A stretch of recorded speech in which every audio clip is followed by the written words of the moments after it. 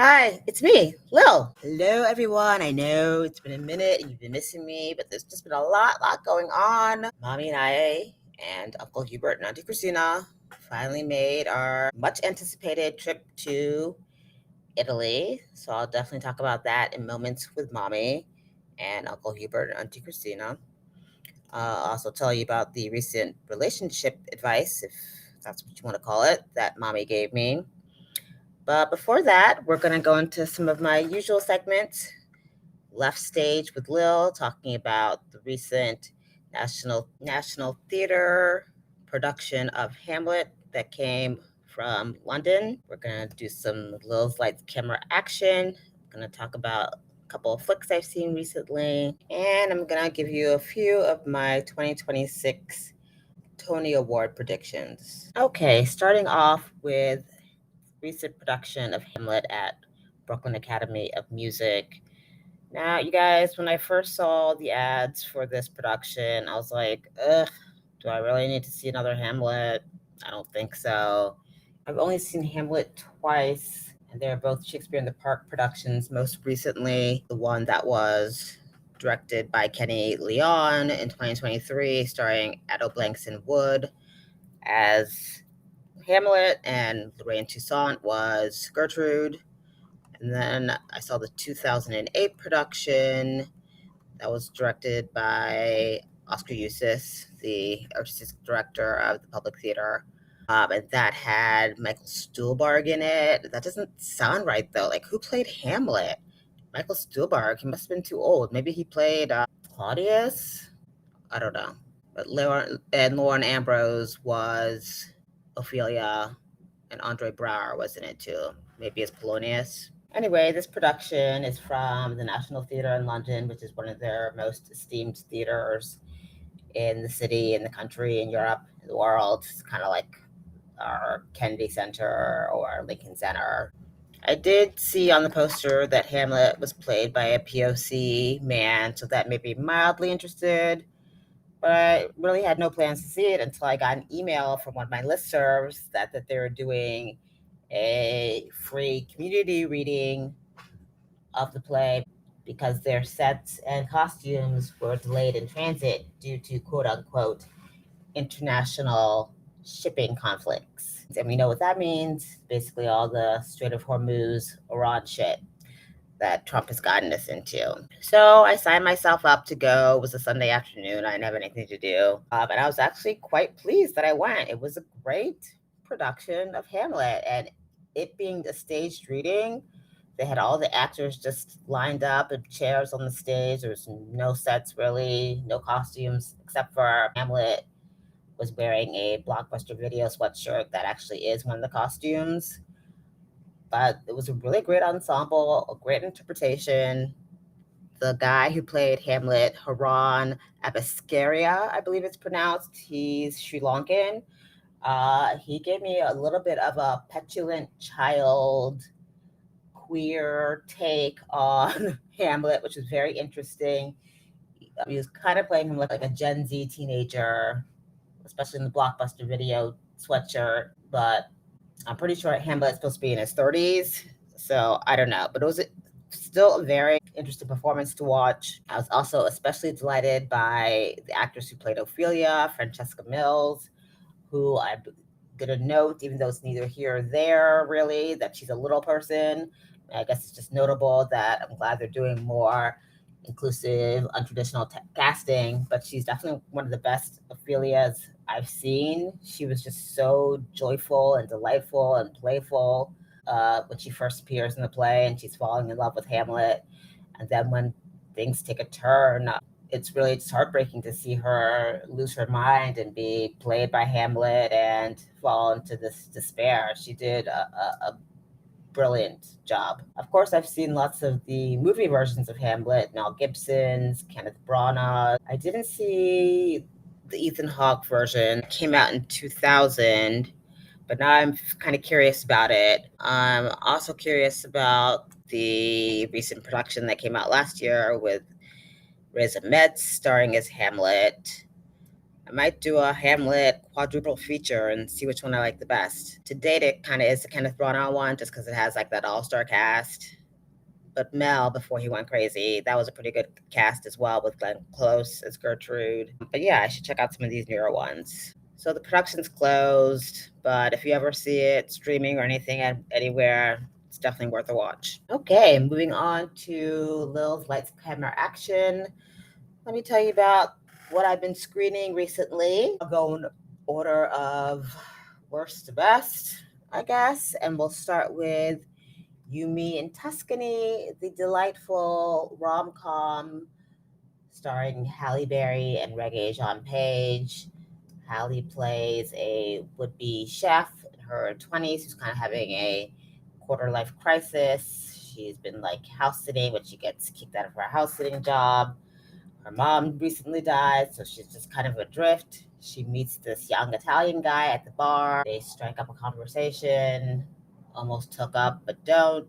He tells her to follow her dreams, one of which is to travel to Italy like she was supposed to do with her mom before she died. And through her discussion with this Italian guy, Matteo, she decides to use her last 500 books or whatever and the airline ticket to Italy that she already booked to go to Tuscany. And she ends up at his villa that she knows he's not using because he's traveling around the world. Matteo's mom and grandma catch her at the villa, and she pretends to be Matteo's fiance. Antics ensue. Things get even more complicated when she falls in love with Matteo's honorary brother, played by Regé-Jean Page. Now, this was just a really cute rom-com. I'm surprised it got made into a feature film because it definitely could have been just a Hallmark movie. Regé remains handsome and charming as ever. He definitely has a lot of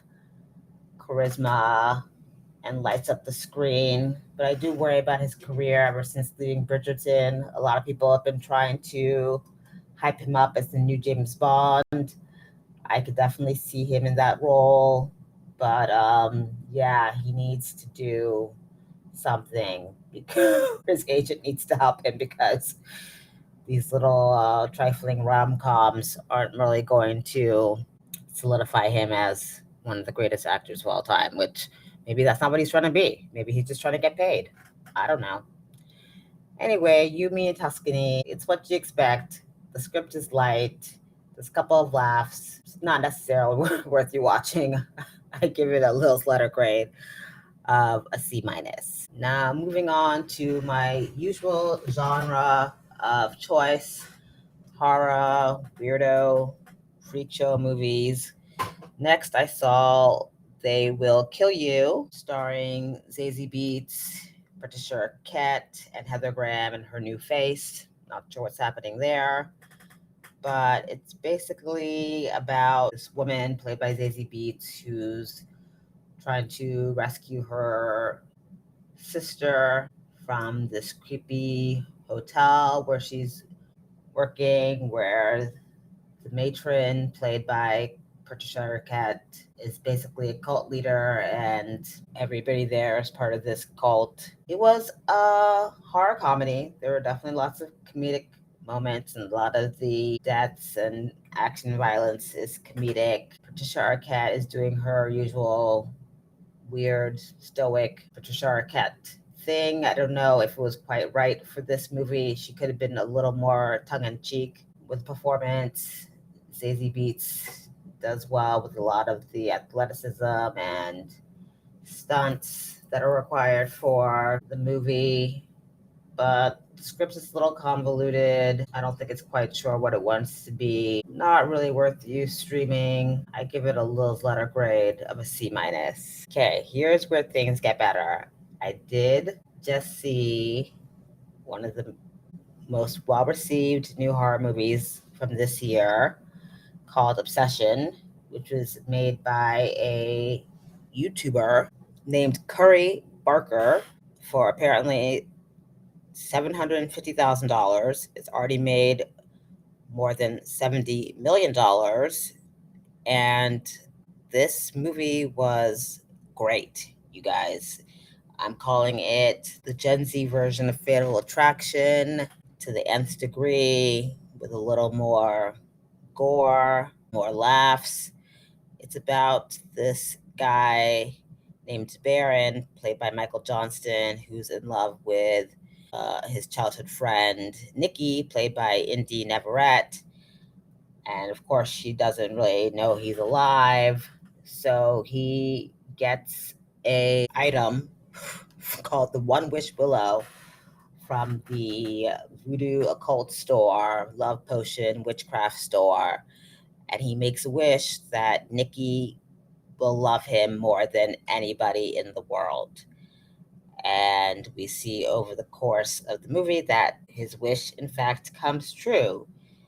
Nikki really loves him so much that the love becomes obsessive, possessive, and psychotic.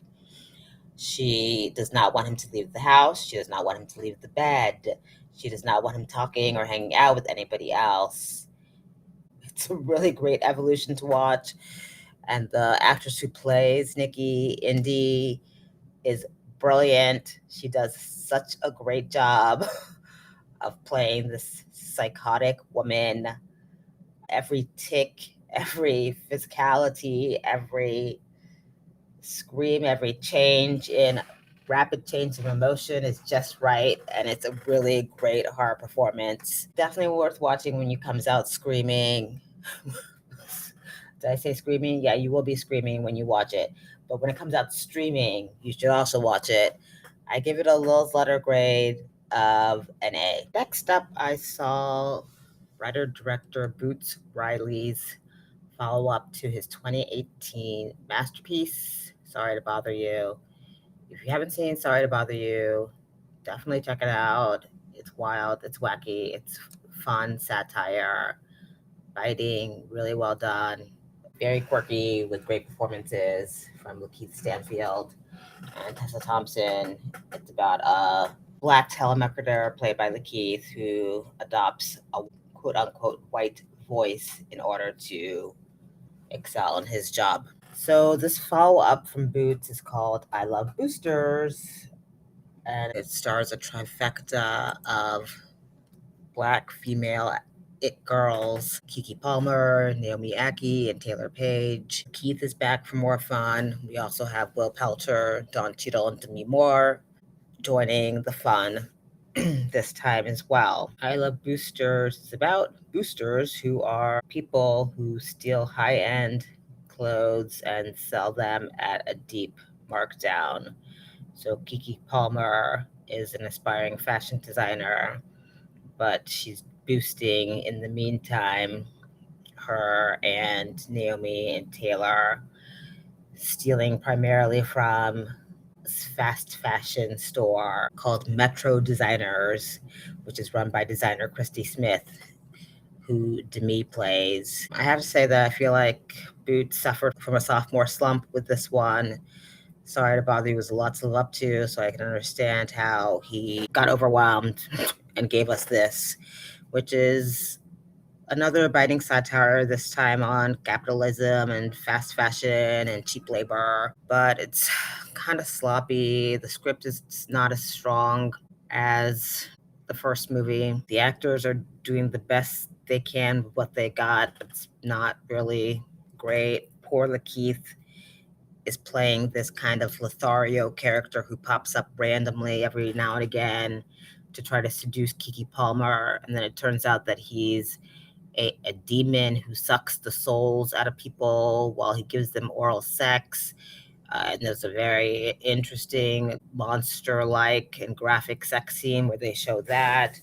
The whole movie, there's a lot of cartoonish elements to it. It's fun to watch because the production design, the hair and makeup is really well done, and it's really bright and bold, but the script really just is not servicing anybody. It's worth watching. You can stream it, don't screen it. I give it a Lil's letter grade of a C. The last movie I want to talk about is called Is God Is, and it's based on a play by Alicia Harris, who's adapted the play into a screenplay, and she's also directing the movie in her directorial debut. It stars the talented Kara Young and Mallory Johnson as fraternal twin sisters, Racine and Anaya, who were burned on parts of their body when their father set their mother on fire, burning the mother completely. They haven't had any contact with the mother or the father since they were put in care as children, but the mother contacts them looking to reconnect and asking the daughters to seek revenge for her and kill their father. So what ensues is kind of a mashup of The Color Purple and Thelma Louise road trip where the girls go try to find their dad and bring this justice for their mother. The father is played by Sterling K. Brown, playing really against type as this brutal sociopathic man, and he does a really great job, as Sterling always does. Kara Young, you might remember I talked about her when I saw Purpose on Broadway, for which she won the Tony. She's just really one to watch. She also won a Tony for her performance in Pearly Victorious. I think those were back-to-back wins. Mallory Johnson also does a superb job. The twins are kind of polar opposites, with Racine being the more bold, assertive one, and Anaya being a little more quiet and reserved and not even sure she wants to be on this road trip of justice and revenge. I thought this was a great film from a Black female director, especially for a directorial debut. The script is strong, the direction is strong. It makes me excited to see more of what Alicia will come up with. It did make me sad that I didn't get to see the play. I kept meaning to see it. I kept putting it off and putting it off, and then it was gone before I knew it. I'm quite curious how this would have been staged as a play, it being a road trip movie and all. This is definitely one to watch when it becomes available for streaming. Is God Is. It gets a Lil's letter grade of an A minus. Now let's talk Tonys. The Tony Awards are coming up on Sunday, June 7th. Now, you guys know I see a lot of stuff, but I guess I didn't see enough because not many of the things that I saw were nominated for Tonys this year. Some of the things made the short list, but there's still a lot of things that I have to see that I'm somewhat curious about, like Giant with John Lithgow, Death of a Salesman, Becky Shaw. A little curious about Daniel Radcliffe, Every Brilliant Thing, but I think Daniel Radcliffe isn't even in it anymore. I wanted to see Schmigadoon, but nobody else wanted to go with me. Definitely curious about Lost Boys, but I haven't heard great things about it from people I know. So I really don't have a dog in any of these races, except to say that if Cat's Jellicle Ball doesn't win for Best Revival, I will burn the house down. If Stupid Ragtime wins, I'll be so pissed. If Rocky Horror wins, I can make peace with it. But Jellicle Ball needs to win. I also am rooting for Luke Evans for Best Performance by a Leading Actor in a Musical as Frankenfurter. I'm going to see the ladies who are nominated for Best Performance in a Leading Actress in a Play.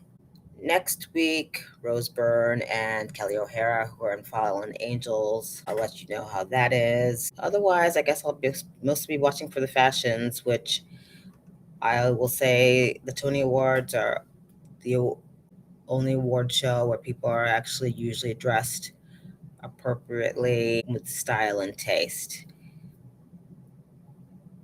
It could be good or bad. I don't know. I'll report back. Now it's time for everybody's favorite segment, Moments with Mommy. This one was actually 2 weeks with Mommy and Uncle Hubert and Auntie Christina in Italy, traipsing around, taking in all the art and culture and churchy things. Now, this trip to Italy was one that Mommy and I had booked in late 2019, looking to take it in spring 2020. But then, of course, the pandemic happened and we had to cancel our trip. So we were finally able to regroup and get ourselves together to make it out this time, this year. Like I said, I'd hoped it to be just a nice mommy daughter trip, but mommy insisted on inviting Uncle Hubert and Auntie Christina along as well, which is good because that it ended up being a good thing because it helped keep me in check and kept me from flying off the handle. Mommy got out of control, which in fact I have to give her credit, she was on pretty good behavior this time, probably also because Uncle Hubert and Auntie Christina were there. There's not really much to report back from the trip because she was on good behavior. The only funny thing Mommy did was think that when a restaurant said restaurante outside of it, that meant rotisserie chicken. And I was like, no, restaurante is Italian for restaurant, not rotisserie. We did Rome, Florence, Milan, and Venice. Milan and Venice were new for me. Venice, I think, was my highlight because I had pretty low expectations going in. Everybody had told me how dirty and crowded it was, but it wasn't horrible. I was expecting it to be bad because it's Biennale time. It was Mother's Day when we went, but it was kind of a rainy day, so maybe that kept people away. I don't know. But I thought it was pretty charming. It's just like a unique, one of a kind place. So it was pretty cool. As for the food, we didn't have that many great, awe-inspiring meals. And truth be told, as some of you already know, Italian is actually not my favorite cuisine. It'll actually always be my last choice when given a choice. But I did try to have some of the Italian staples that I like now and then. Cacio e pepe, carbonara. I had gelato. I do enjoy gelato, but we actually ate a lot of Chinese food. There was a Chinese food place next to our apartment, so we went there like quite a few times. Mommy, Uncle Hubert, and Auntie Christina aren't really into Italian food either. They basically ate salmon everywhere we went if we weren't eating Chinese food. Now, I do have to say the big lesson I took away from this trip is that traveling with the elderly requires a lot of patience. Everything's just takes a lot more time. There's just like a lot of slowness and places that you would ordinarily just walk to, they want to take a car to. Uncle Hubert and Auntie Christina, they're always timely. They're ready every time we agree to be ready. Mommy, she has a problem with that. But she actually did fairly well on this trip. I didn't even have to trick her and tell her that dinner was at 6 when it was actually at 8, like I usually do. I did realize I have to tell her to get up like at least an hour and a half before me, so that way by the time she's done, I can be done and we can all be done at the same time. It's like math. You have to game the system. Milan was nice because my friend Ricardo is from there and his mom and uncle met up with us and gave us a little tour around the city, so that was delightful. Low point was definitely when Uncle Hubert got pickpocketed on the train in Rome. Those bloody bastards took all the cash out of his wallet, more than $1,200, and dumped it on the floor.